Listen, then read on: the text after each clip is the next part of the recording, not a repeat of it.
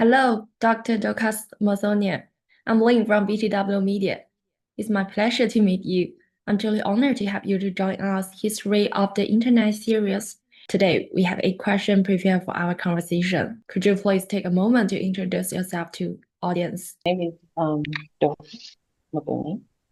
I live in Nairobi, Kenya. I've been in the software industry for the last close to 25 years. My work involves getting communities online, from small businesses to corporations, and specifically by leveraging, software applications that drive their business processes through digitization, automation, analytics, and anything that can really change how we do business in the digital space. Let's start with a question now. The first question is about early memories. When I first encountered the internet in Kenya, what was it like that at that time? How would you describe the early days of the internet in Africa? What was your own first-hand-on experience? Could you recall a specific moment when you personally feel power of the internet? My first use of the internet must have been at the university. I studied at the University of Nairobi. It was the first university in Kenya to get an internet connection. And we really did feel the power of the internet. At the point, we didn't know that other universities did not have an internet connection. But we really then, used it for research, especially since we were in our final year in the bachelor's program. And we use it to do a lot of, online research, join communities, understand, how to work on our project. And for me, it was really something that I touched after having had many years about, when I was in my final high school year. Our teacher kept on speaking about the internet, and I didn't know what that was. When in my university days is when I encountered it, but I really did feel the power of the internet the first time when we were doing our final projects, because we could go online, download software, learn from new, open source projects. And this really did make a big difference in our ability to test and learn from others and find communities that are working on similar projects, like, maybe what you had taken up on your own. The second question is key milestones. What were the most important milestones in Africa's internet history during 1990s and 2000s? At those milestones, what role did you personally play, and what did you witness that shaped your perspective? I only got to graduate from the university in the year 2002. And so my very first encounter with the internet was my first job post-university, because when I was out of the university, I saw a job advertisement for a project that was taking VSAT connections to introduce internet to other universities. And like I mentioned, there was no connection in other universities. I found it interesting. I was very curious about satellite communication, so I applied for this job, and it turned out to be the foundation of the Kenya Education Network. This project was very interesting because it helped us to replicate connecting universities to the internet, because my university is the main university and was the only university connected to the internet. So we were, using the incumbent telecommunications company, then Telecom Kenya, to, who are the only people who had the internet gateway called Jambonet. It was satellite as well, but it was using, the C-band satellite. And we were getting, lease lines or fixed connections through microwave, and sometimes through what we call coaxial ADSL connections to these universities, and then taking the internet to all the other main universities. It was a really interesting project. It was my first job post university, and so I could say for me that was a big milestone, because it's how I connected to building, extending connectivity on the internet to institutions, and taking the power of the internet to the student communities, the universities, the research institutions that were interested at the time. And it was something that they had been waiting for a long time, because before they used dial-up connections, maybe to get, emails from one maybe local ISPs, and for me, this was a practical project that allowed us to go to different parts of the country to connect all these institutions to the internet. And it was extending, this internet connection that was still in the monopolies in terms of distribution of this main telecommunications company called Telecom Kenya. But to be honest, because the education sector was really important to get connectivity, the organization was very cooperative in terms of what support we needed to build up this infrastructure.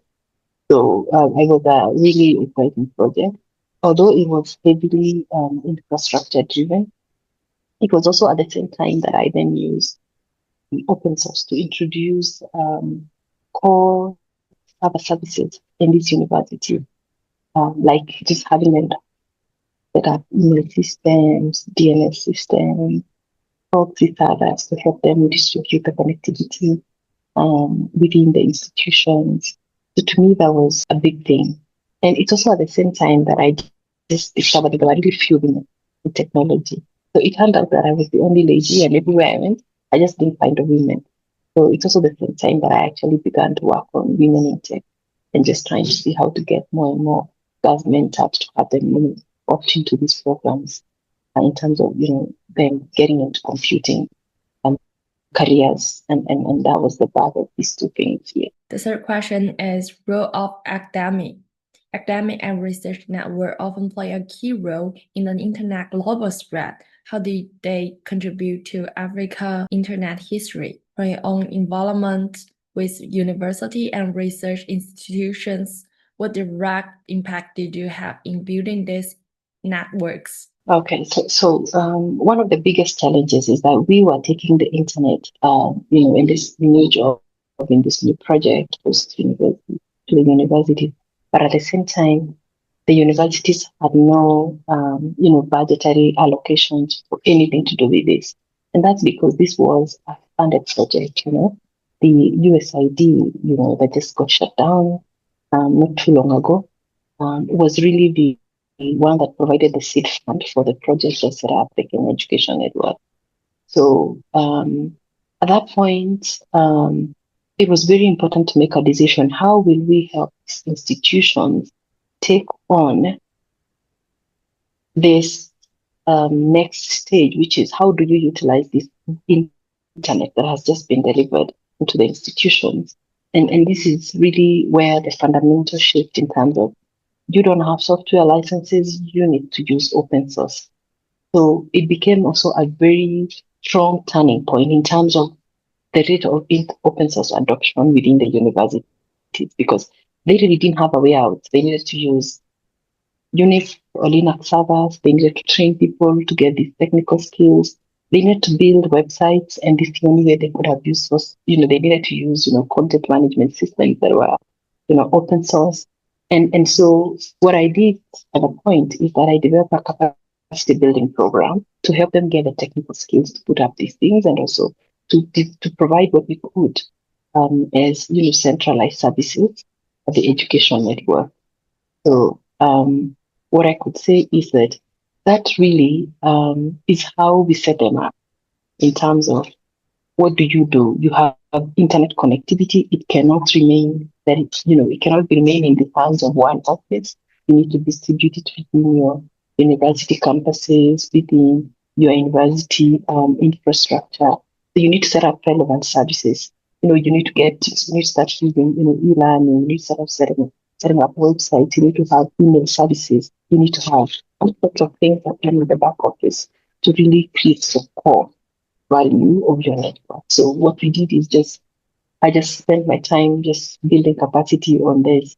The other thing that happened out of that is that because I spent a lot of time understanding open source, I also then this is really what led me to starting a company and getting into business, because then I realized the same value that these organizations were getting, the academic institutions, was something that the private sector was also struggling with. And so I started to create awareness on open source, and that's how I got into business. I started to do what we call open source consulting. helping businesses now leverage power of open source along the way. And the fourth question is about barriers and challenges. From a historical perspective, what were the biggest obstacle, technical, social, or political, that slowed down internet adoption in Africa? What barriers did you personally face in your own work, and how did you overcome them? So at the time, internet services were government controlled. It was a government monopoly. The government was still holding very tight to the telecommunication sector. There was no licenses to other players. And so at that point is when there was also a lot of agitation that you need to open up the market. One of the biggest challenges, apart from the fact that many institutions did not have, budget to do significant investments in technology, the biggest challenge also at the time was that the government really had not created an environment that was conducive for more players. And there was a lot of work ongoing to help the government and to just kind of, open up the market and stop this, monopoly sitting within this government-owned institution. So it was a big challenge because usually when the government doesn't then open up the market, then private sector doesn't apply capital to expand the market. So that was one of the biggest challenges at the time. The other one was that most organizations had no considerations for technology spend, and then there was very huge presence of companies like Microsoft, Oracle, that were trying to get into enterprise Kenya. And they really did feel that this is what people should stick with. But at the time, many organizations were going to be left out because the licensing costs were very prohibitive, and this was discouraging people from, taking out digital solutions or digital initiatives and things that were going to help them to transform their organizations using technology. So those were the two main dynamics that existed at the time. And those are the ones that, we tackled in different ways. Stakeholder engagement, capacity building, introduction of open source solutions. We had a very good opportunity because at the time, a lot of governments were paying attention to what was happening globally. So out of that, a lot of, governments were beginning to open up their markets, issuing additional licenses that could allow other players to come in, creating a friendly regulatory environment by defining it and just deciding, how are they going to license players. And so this is really some of the things that were emerging at the point and led to what we have today. The fifth question is comparison with global context. Compared with the United States and Europe, what was unique about Africa internet journey? From your own travels or collaborations, how did you personally perceive those differences? It was developed in the US primarily, and then started to spread to Europe and other parts of the world. Usually, Africa comes out as a last frontier as things happen. And what really provoked the spread of the internet to Africa was Africans in diaspora began to come back to Africa to introduce the internet. This is really the difference. TV equals infrastructure equals capital. At the time, it depends. Most people who have access to capital may not understand this business line, and so it's a technical area, it's a new area. The governments were the main first investors because then, without the government input, the core, first time infrastructure would not be laid. And unfortunately, again, this also tends to be a case where, the governments then seek funding. They kind of look for, donor funds to this kind of infrastructure, not necessarily from, the treasury, national treasuries. So those are some of the things that are very different. But by the time private sector picks up, it's all dependent on a sequence of steps. Probably, people living within those markets who have, roots in Africa, or what you call the African diaspora, identifies that really this is something that needs to get into the African continent. And then, out of that, they come back with initiatives that introduce these new technologies in the process of, just stakeholder engagement, then you tend to find that governments develop interest, maybe development finance institutions or donor organizations want to put funds into these areas, and this is how the journey tends to be. It's very rare that private sector just has enough resources to say we are getting into this commercial space. In most cases, something of this nature, which is like public utility, would take a very long journey, because there's a lot of government facilitation needed. The sixth question is innovations and community efforts. Looking back, which innovations or community efforts most influenced the growth of the internet in Africa? Could you share an example where you personally contribute to witness such an innovation or community-driven project? The spread of internet has come mainly from commercial entities. I might say that the original players were the internet service providers. That these are people who took up licenses to be able to extend internet to offices and homes. I think the real burst came from telecommunication companies through the introduction of cellular data. This is really in mobile phones and smartphones. This is really what led to the true expansion of digital experiences in people's hands within the African continent. In terms of innovations that had community effort, I would say that a lot of community effort tends to come through when you need to really engage government in terms of how do they then open up the economy or the industry through, a policy formulation, defining guidelines in terms of how industry then is expected to operate, and giving room for private sector, to then do what they need to do. This is pretty much where innovations have come from.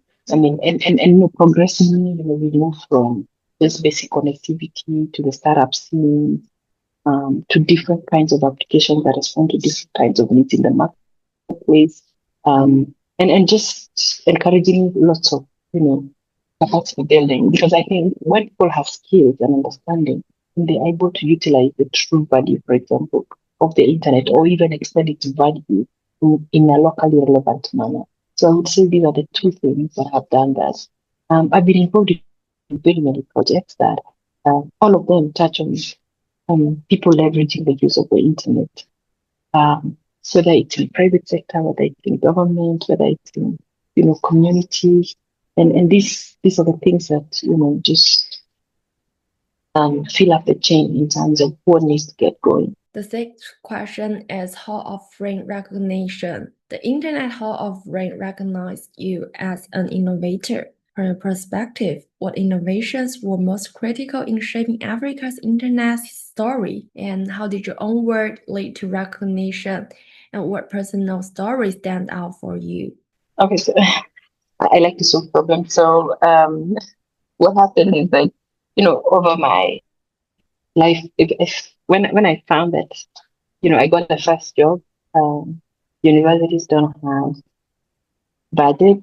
I had to think of what are we going to do about this, because they just have to adopt this internet. So I kind of, solve problems with what I have, and what we did at the point is to come up with initiatives to introduce open as a primary, go to option, software option for institutions.